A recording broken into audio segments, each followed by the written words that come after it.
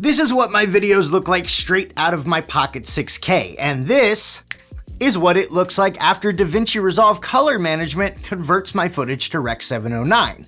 And this is what it looks like when I'm done color grading. And you wanna know a secret? I did this grade using one node and one plugin, just one. And I used that same plugin to do this grade, and this one, and this one. I even used it to grade this footage, which was shot on an iPhone. The plugin is called Dehancer, and it's quite possibly my favorite color grading plugin ever.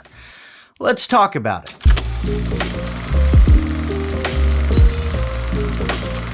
Before we get started, just a quick bit of disclosure. Dehancer is not sponsoring this video. They get no say in what I say in this video, and they don't get to see this video before it's published. That being said, Dehancer did give me a license so I could make this review, and I am part of their affiliate program. So if you decide to click the link in the description and use the code Lippman at checkout, I will get a commission. But you'll also get a 10% discount, so, you know, win-win. Also, keep in mind, this is a review, not a tutorial. I will briefly go into the Dehancer workflow, but it's not gonna be an in-depth thing. If that's something you want, let me know in the comments. Okay, so what is Dehancer? Simple answer, it's a film emulation plugin. And if you're anything like me, your first thought after hearing that might be, so what? Davinci Resolve has film emulation built in. Why do I need a plugin? Which, to be honest, is a fair question. And if I'm being honest, you might not need it. We'll get into why that is in a bit. But for now, let's look at the big difference between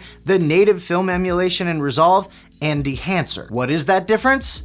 Workflow. The typical film emulation workflow in Resolve requires multiple nodes. First, we'll use a color space transform node to go from Rec. 709 to Cineon Film Log. Then we'll add a film emulation LUT to get the film look we're looking for. From there, we can add grain, halation, and a subtle glow, and we'll have a pretty good looking film emulation. But keep in mind, that's just getting a film look. You'll still have to use other nodes to adjust exposure and do any other color grading. With Dehancer, all of those steps and more are done in one plugin. You can adjust the initial color space, exposure, tint and temperature, choose your film negative, compression, film print, grain, halation, bloom, film damage, vignette, and even other things like gate weave and film breath. Plus, you can do your color grading right in the Dehancer plugin. Now, this doesn't mean you absolutely have to do everything in one node. You still have the ability of adding other nodes to work on other parts of the footage, but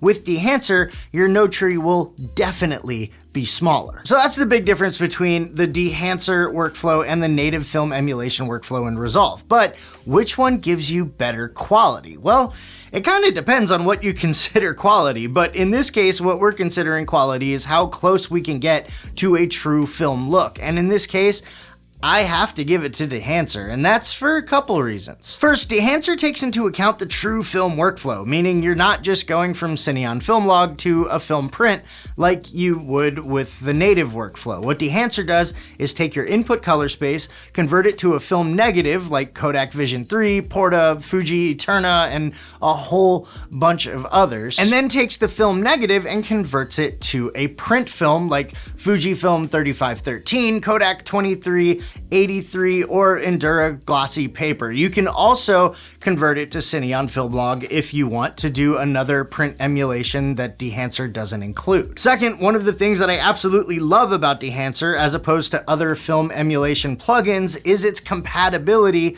with a color managed workflow in Davinci Resolve, meaning that instead of having to use color space transform nodes, I can turn on color management in settings and just change the color space in Dehancer to Davinci Wide Gamut Rec. 709. It really makes the whole process so much easier. Third, the native workflow takes into account the color and saturation of a film print, but you have to use a bunch of additional effects to get the true film look. Dehancer allows you to reproduce a true film look with grain, film damage, gate weave, film breath, halation, and bloom all in one plugin. It even reproduces the little red fringes around the highlights. Third, the film grain in Dehancer is just amazing. Instead of overlaying film grain on top of your footage, the Dehancer plugin analyzes your footage and algorithmically adds the grain where it would naturally occur if you shot on real film. And finally, let's talk about color saturation versus color